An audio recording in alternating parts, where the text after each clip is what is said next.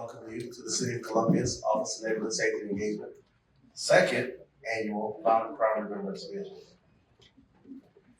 Tonight is a night that we want to definitely make sure that we fellowship, that you get to know some of the people who are at the table, but also get to know some of the people who may be in this room that you may not know. There may be some folks here tonight who have lost a loved one due to violence, but there may be some people at the table who are simply advocates, community members, law enforcement, government officials, but we're all here tonight for one particular reason, and that's to remember those that we have lost in violence. So it's my first task to welcome everyone, but also to simply say that we will not forget. We will not forget. As we go throughout the night tonight, and we have different speakers, and we have a songstress and a singer, and we have different individuals to come up and speak to talk about supportive services that are in the room. We want to remind you that we have not forgotten about your loved one, about your neighbor, about your community member. So as we go throughout the night, that is definitely our theme. And not just as we go throughout tonight, that's the theme that we're going to continue to push forward. Again, this is our second annual, and we will be doing this each year. Some in attendance travel near and far, despite the distance or challenges you may have overcome to be here. It is no secret that this is a difficult time, but it's also a time to cherish the memories we hold dear. Something life-transforming has happened to us. Ordinary words fail. There is sadness and grief at loss we feel. There is anger and rage, perhaps now an elevated rage. Grief doesn't follow a predictable path or pace. There is no normal amount of time to grieve. The grieving process will differ according to our personalities and life experience, age, physical and mental health, beliefs, religion, and support network. Each person's experience of grief is unique, and different coping strategies will work for different people. The most important thing is to allow yourself to experience the pain of loss. It is natural and normal to grieve. Remember, the grief experience is not a state, but a process. The Office of Neighborhood Safety and Engagement, second annual Violent Crime Remembrance Vigil is by its own definition and our intention a remembrance of your lost loved ones. Our candles too soon to be lit will burn this wonderful evening with many emotions. We can take the hands of our neighbors. We can enjoy the voices of our friends, the warmth of their handshake, and the comfort of their embrace. We can treasure another day with our families and loved ones. We can choose throughout to keep the memory of the flaming candles we will hold before us as a reminder of what it is we aim for together, struggle for together, live for together, and what is truly what we celebrate. So right now, I ask that you turn to your neighbors and repeat to them, we will remember them. We will remember them. Thank you all for coming. Thank you, everybody. As I come in this space, I'm learning the importance of space in rooms. You know, when you read the room, some rooms are full of joy. You know, if it's a football game, you know, everybody come to purpose. It's a football game. If it's a business room, you know, we come for business. But the night, for so many people that's in here, it's a chance for healing. It's a time for healing. It's a time for figuring out. It's a time to put some pieces together. It's a time for unity. It's just reading the rooms. You know, and when you go in your rooms, and spaces, let your healing begin. My name is Kelvin Gatson. I am the CEO of Giving a Child a Dream Foundation. We're from out of Orangeburg, South Carolina. As y'all can see, I got some gorgeous kids with me the other night. Praise God. What a blessing. I love them. I love them. I love them. I love them. They keep me going. The reason why we're here is Keisha is a good friend of mine. We do a lot back home in Orangeburg. 1996. I was robbed. And in the process of being robbed, I was shot. I got a bullet hole in the dead center of my chest from a 9mm. One bullet left 4 holes in my body. So, somebody might say, well, how did it happen? I don't try to figure that out. I just thank God that I'm still here. You know what I mean? I thank God that I'm still here. I wasn't no angel. So when I come in spaces like this, it's a difference.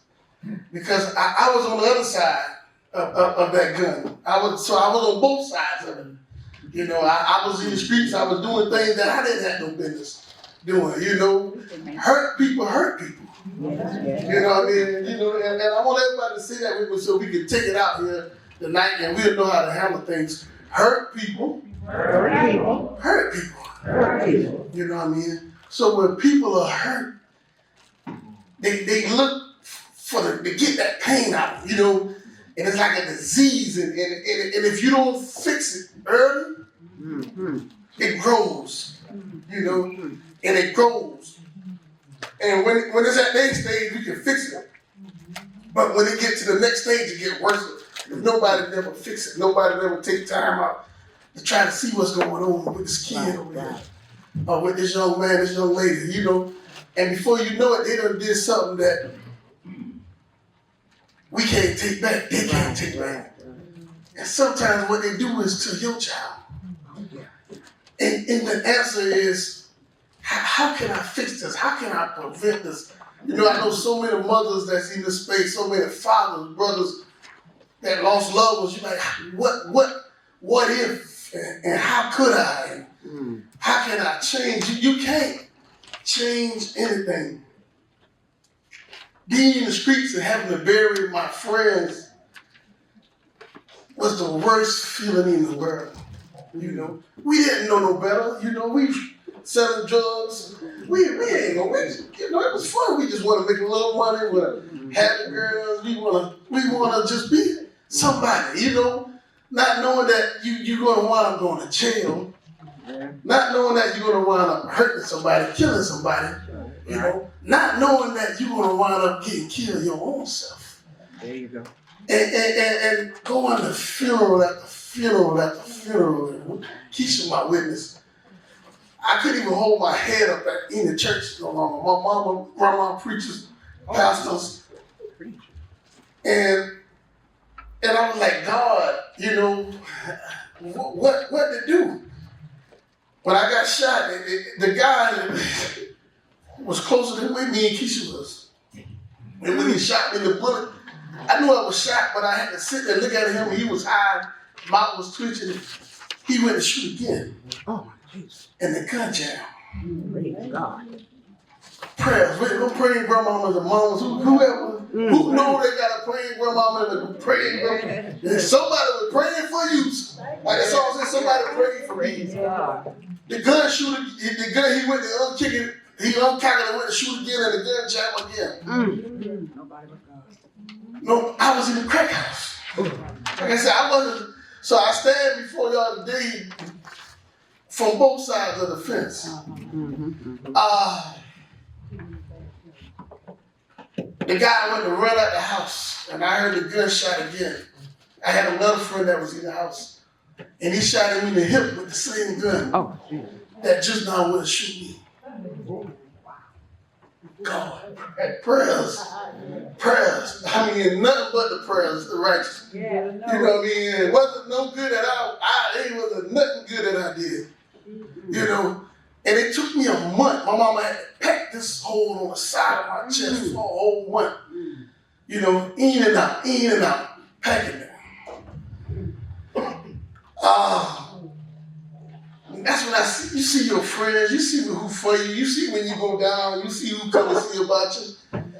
But a little reputation that we got in the streets, you know, blacks, you know, we got our name in the street, oh, this, I'm so and so, so I got to live up to this reputation. A month after me being shot, my mama got me back right hand. I'm right back on the block with the fellas. On the block. You know, you figured that'll be it. That's what I see. The police raided the street. I got away the first time, and they came back again, and I got locked up. It was a Friday night. I was supposed to be in the church. I told the people in the neighborhoods, I said, don't even call my mama. Don't even call her. By this time, I'm disgusted. She just got me back right from a month of therapy and everything, and now I'm supposed to be in the church, and I'm headed, I'm going to jail. She was there that morning, the first thing. She was the first one. Oh, wow. My ball was so high I couldn't even get up, so it wasn't that she could do. There you go. God got my attention now. You got it. When I walked through that jail cell, and I never forget those sounds, that click clang. That clang, that's the worst sound in the world. And I was locked up with killers. I had some friends that were locked up with killing people. As soon as I walked into space in the room, they yelled my name. So I was good, you know what I mean? I knew I ain't had to worry about, I'm in the streets, I'm heavy in the streets. But that was God's way of sitting me down to get my attention, you know. And I was looking at 15 years for the drug charge that I had. 15 years. And a preacher told me, you know what I mean? After I sit back there, and if I had to sit 4 months till my bond could be reduced long enough to get out. And I seen guys go get life, 60 years. I mean, God will put us where you think you want to be at, you know? He'll give you that chance, so whatever your vision is, follow your vision and make sure your vision is right. Because everything that I thought I had to be, everywhere that I thought I had to be, he put me there. From being around the killers, from being shot, from being in the street, to being in the jailhouse. And don't you know the prayer? I need y'all to stay. Where the believers at on the night? If you believe, I don't care what you believe, even if you believe in the cricket, you know this, whatever it is. You know what I mean? I was looking at 15 years, and this man prophesied to me. He told me, God told me, he said, to let everything go. The people, the money, the streets. He said, and trust God. He said, God gonna take that case and throw it out the computer. I was 18 at the time, so I didn't know nothing about faith. I didn't know nothing about God. I know a little bit. I played the drums every night, Friday night. And I would leave church and go straight to the block and hustle. You know what I mean? But it don't take nothing but a little faith. And when I went to court, I went back and forth to court. And the lawyer went from 15 years to 7 years. I look at my mom, I said, well, I'm about to sign these papers. She said, no, if God said it, you got to believe it. You know what I mean? I look at mama, I don't know what you talking about. I'm going to follow you. How many of y'all going to follow your mama here? Raise your hand. I want to keep y'all active. You going to follow mama. And follow mama and a good mama. When it was time to be, and we had a small church. There ain't been no big fashion dancing with no fashion chandeliers. There ain't been no more than about 20 people, and most of them were kids, but the women in there had faith. And they ain't say, well, he done been in trouble before. That was my second drug charge. They've been in the streets all my life. They ain't said that he wasn't going to mount up and nothing. They ain't say, well, we need to stop praying. They ain't nothing good going to happen for them. But the women stood with me and they prayed with me. And it was time for me to go to court, they wound up dismissing the case. Dropping all charges. Come on, let's get God a good. Let's get God a good. Fellas, y'all police officers, y'all can clap for me too now. It's all right. Because I'm here, I'm about to wrap it up, and I'm going to get on out of the way. That was 1996. Today I stand before y'all. I got my GED in 2 weeks. I got a social degree, and I And I graduated in 2017 from South Carolina State with a business degree. I got 2 businesses and I work for South Carolina Office of Rural Health. I'm the fatherhood coordinator. I work with the dads. And I just got my CHW. I'm a certified community health worker. You know what I mean? In the communities, giving back. Giving back. So come on, guys, y'all, because we the same people. And y'all see these 5 young kids, man. Yeah. When I started my foundation, when we was going behind all them caskets, only thing was left was the kids. Was the kids. And I'm like, what we gonna do? You know, how can we help the kids? And the Lord blessed me and I came up with Giving a Child a Dream Foundation. That was 20 years ago. Today, if you can remember, Rose Up Gardens, it was one of the worst areas in Orangeburg. Right now, I run the community center there along with the Boys and Girls Club. Making a difference, you know, making a difference. Like, come on, clap it, I'm about to get on my time up. You know, but I just want to encourage you on the night. You know, if you lost a loved one, you know, and you don't know how to get over that hurt, you don't know how to get over that pain, you create things. You know, the kids are what's next. Look at the kids in your neighborhood. You know what I mean? Look at the kids on your streets. Look at the kids on your blocks, you know. And nowadays, it ain't all about the bad kids doing it because some of the top kids are messing up. You know what I mean? So you can't just say, well, I got everything over here. I ain't struggling. My kid ain't going to want for nothing. Now, my kid ain't going to do the wrong thing. It's all our kids. So we all are in this together. You know, and as I leave and take my seat, I just want y'all to remember, I'm here to help. I ain't nothing but 40 minutes away. We did a tour, a Stop the Violence tour. We went through every town in Orangeburg County, stopping the violence. You know, our thing now is finish strong. You know, the kids, we try to encourage them to finish strong in your schoolwork. I never liked school. She went to school with me. You know, she knew we was rough. But then after a while, when you realize life is more than what you think, you'll do better. So with that, as I take my seat, I just want to encourage anybody that lost a loved one on the night to be encouraged. God has not forgotten about you. You know, it's still hope, you know, and you just create things. Create things. And Mr. Police says, y'all help us out. We do it, y'all. You know what I mean? We can't do it without y'all. You know, some police don't want to help because they figure, well, that'll mess up my job. No, it won't. It'll make your job better. You know what I mean? It'll make your job better. So as I sit down, I love y'all. I'm here. I'm available. Thank you.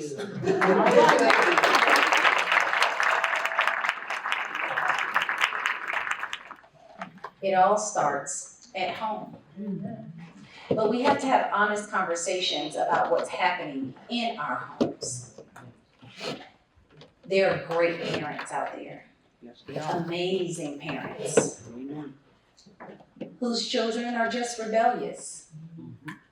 And they are the children that have to see if the fire is hot.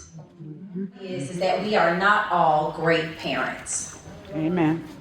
We are not all great parents. Amen. Some of us know some people in our lives that have done a terrible job. But when something happens, they want to cry victim.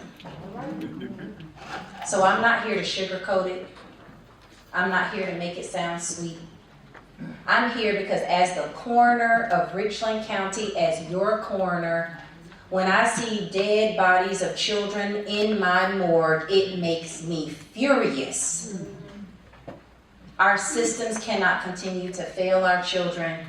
We as a community cannot continue to fail our children. And parents, we must hold ourselves accountable so that we do not fail our children. Be nosy. Get all up in their business. They don't have no business. The last time I checked, if you didn't pay bills, you didn't have a business. Locations should be turned on. You buy them the phones for a reason. Turn the locations on. And if they turn them off, then allow them to lose their privileges. If they're hanging out with friends that you don't like, take a PTO day to figure out who those parents are. Some of those parents have criminal histories and past that you would not want your children to be around. We can't lazy parent and then want top-notch results. We can't want champagne parenting and beer budget parenting at the same time. We can't expect fast food parenting by putting them in front of a screen, putting them in front of an iPad or a phone, and then get mad at them and frustrated with them when they don't know how to communicate. You've taught them to do nothing but stare at a screen. You can't be mad when you have multiple children and you expect your oldest to be the caretaker for those kids and they rebel against you. And people love to say that it's just in the Black community. Now I might step on some toes tonight and I don't care. Y'all didn't ask me to come because y'all thought I would be PG. I know that. You asked me to come because I keep it real. You can't keep having all these babies and expect that your other children will take care of them. They are children. They didn't lay down and have those babies. You are expecting children to do adult things at a young age, at a child's age. There are some children in this room tonight who know how to balance a checkbook and know how to rob Peter to pay Paul, who know how to do their little sister's hair and cook a meal and get the bath time ready and take care of mom and dad. But we don't want to talk about those things in our community. But what I see at the coroner's office is a failure of our community to unite. I don't want us to have to do vigils. I don't want Trayvon Fordham to have to put together another program like this. I don't want our police officers to have to go knock on another parent's door and ask them where their child is. I don't want another truancy charge on a minor who cannot get it together because the system is failing them. We have the power. We have the ability. We are capable. And it starts at home. We can't expect the teachers who are already overrun with children in their classrooms to parent our children. We can't show up to the school cussing and screaming and fighting because somebody said something to your child. Your child was probably in there acting the damn fool. Sorry. I love us. Columbia, South Carolina gave me a home. I came here as a homeless teen. And I tell this story often because it is important to know that I am not standing here on my own. I am standing here on the shoulders of this community that gave a homeless, young, Black girl with an attitude and a temper problem, with anger and abuse, awarded the state a foster child. I found a home in Columbia, South Carolina, so I know that the love and support that we need exists because you gave it to me. I look out and see my sister. This is my line sister. Now, if anybody knows anything about a sorority, that's my sister. And her daughter was killed because of foolishness. Because one of her so-called friends convinced her to do something stupid. And that's the reality of it. And what I love about my sister is that she tells the truth about it. She tells the truth about what happened to her daughter. So I'm standing here in support of the work that we're doing in this community. All of you being here shows me This is a room full of people who love our community and want to see it do better. And we can. But we have to pour into our children. We can't just give them iPads and screens and cell phones and expect them to know what to do. We have to teach them to resolve conflict amicably. We have to teach them how to disagree without violence. And it starts at home. If you are yelling and screaming at your children because that's what was done to you, stop. Because what you're doing is not working.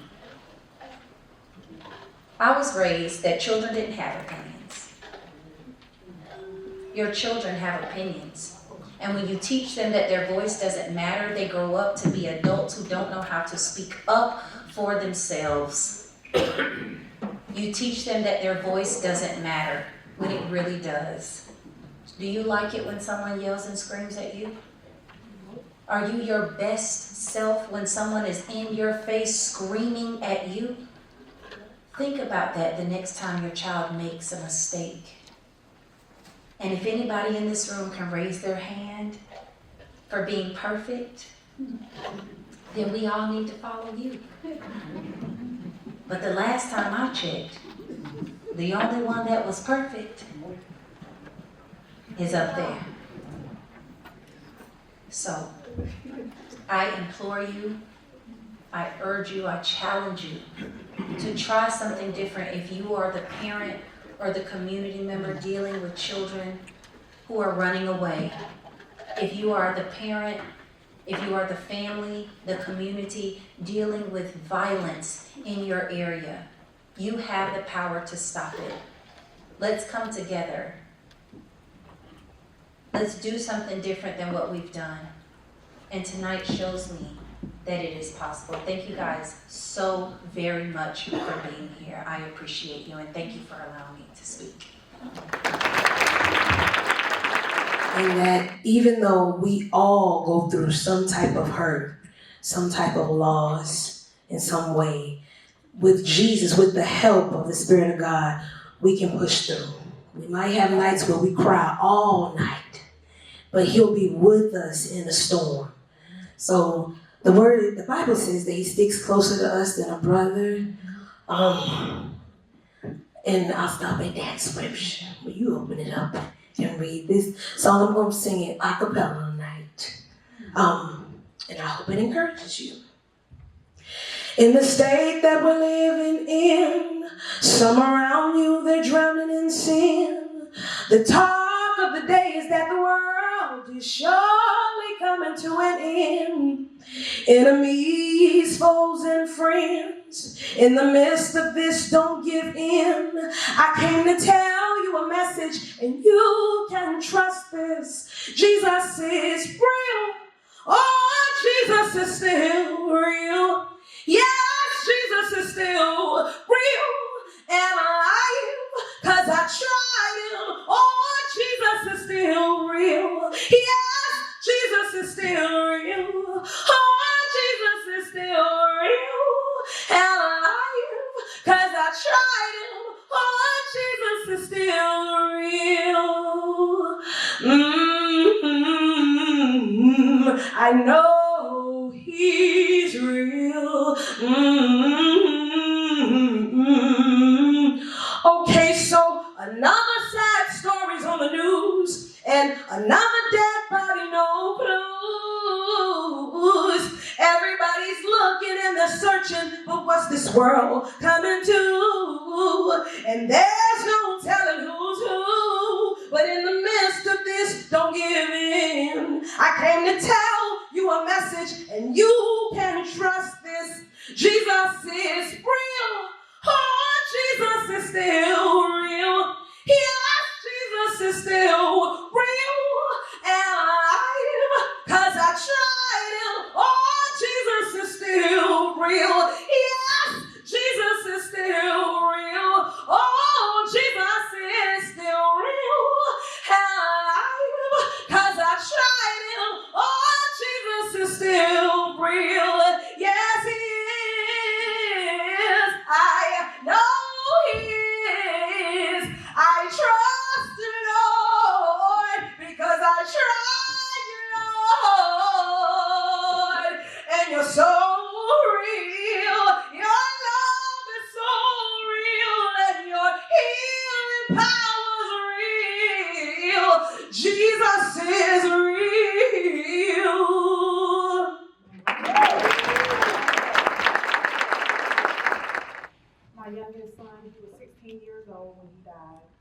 grow.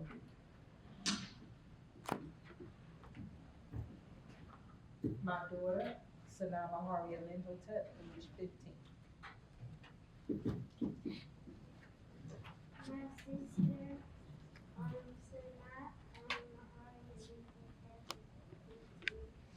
My nephew, Anthony Gerard Kennedy, 2019.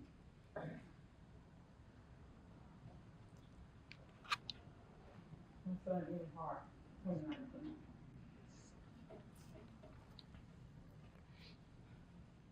My nephew, William Patterson.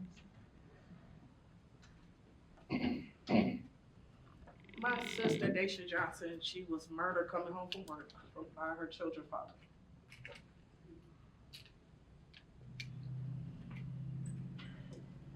my friend James Compton, we were both 16 in high school together.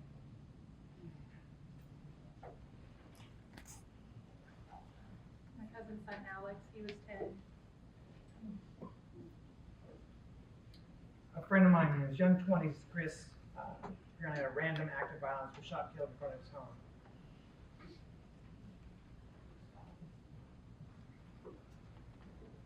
I lost my husband at the age of 10.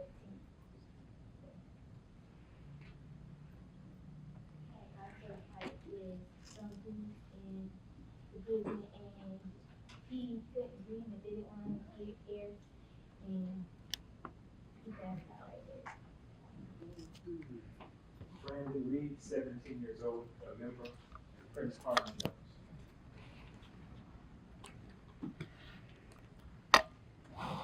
My nephew, Eric Cochran,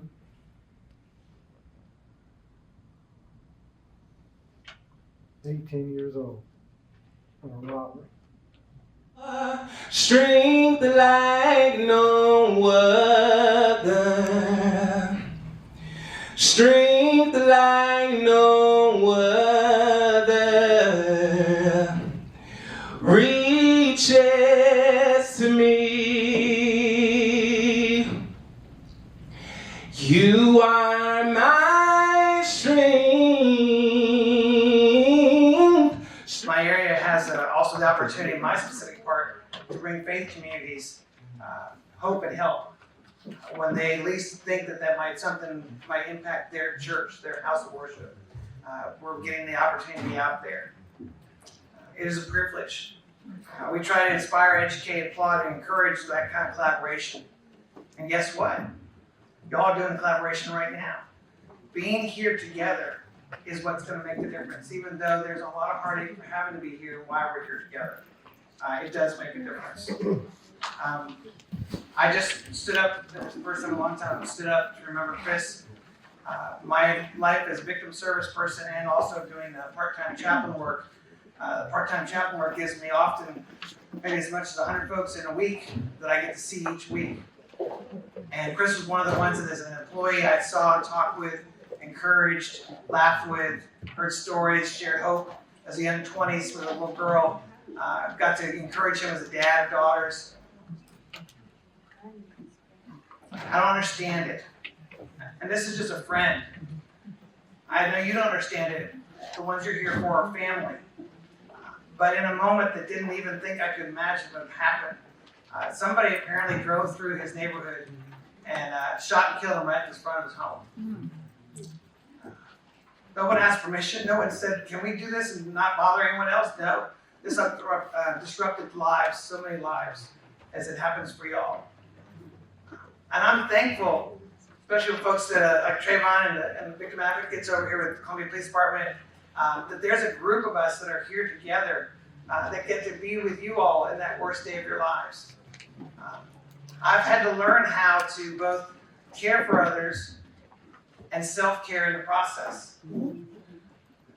Things I've learned too is that being a part of a vigil like this, hey, it's amazing. Thank you so much for these that have just sung before us. I think we need to get an applause. You didn't just hear our voice, you heard their hearts. Thank you for everyone who just, Karen, who just read that poem. I don't know if you wrote that or if you just got that from Google. But thank you, because it spoke to us. In this virtual world, we have the opportunity now to actually reach more. I hope that even there's at least one person you're probably thinking of right now that didn't make it here tonight, we need to reach out to them. We need to give them that hope and that help. It's a humble thing to get to do this kind of work. And this work requires us to be constantly vigilant and taking care of different areas. In my work, I work with the victim services related to teen dating violence, to, of course, right now this month, human trafficking awareness. Coming up later, of course, the sexual violence overall and domestic violence, identity theft, the scams and stuff that are accessed just on your phone today. We have to be ever alert. And young people that are in this room today, please listen to those that are a little bit older, a little more silver, because there's something you can learn. And I think there's also parents and adults here, listen to your children.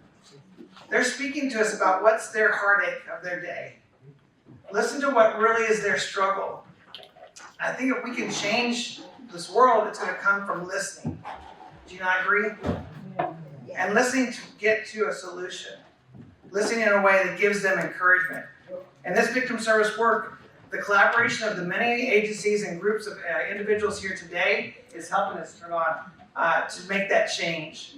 It may be a small moment, it may be a grand moment, but I hope also you guys realize, those that maybe haven't been a part of something like this until this first year, these services, these supports are year round, not just on the night of the vigil. So please take advantage of us. Come and connect with us. Let us be your encouragement. Thanks to each of you for being here this evening. Again, a major thanks to our on-sea team, the Office of Neighborhood Safety and Engagement. Thank y'all, thank y'all, thank y'all. Also, just as an announcement, the 4th annual Keiki Scholarship Banquet, hosted by Most Outreach. And the theme is Because I Deserve It, a better me, a better life, a better world. Will be held Friday, April 4th at the Denny Terrace Center, which is located 6429 Bishop Avenue. The time is from 6 p.m. to 9 p.m. Doors will open at 5. It's an award ceremony gala dinner. And the keynote speaker is Mr. Andre Barnes, excuse me. If you would like more information, there are cards on the table where you can contact Mrs. Salima and Most Outreach, and she will get you that information. But again, thank you to everybody for being here in all your respective roles, whether it's as a survivor, whether it's as a family member for someone we've lost, service provider, whatever your role is. Thank you, thank you, thank you. Everybody continue to be safe and have a great night.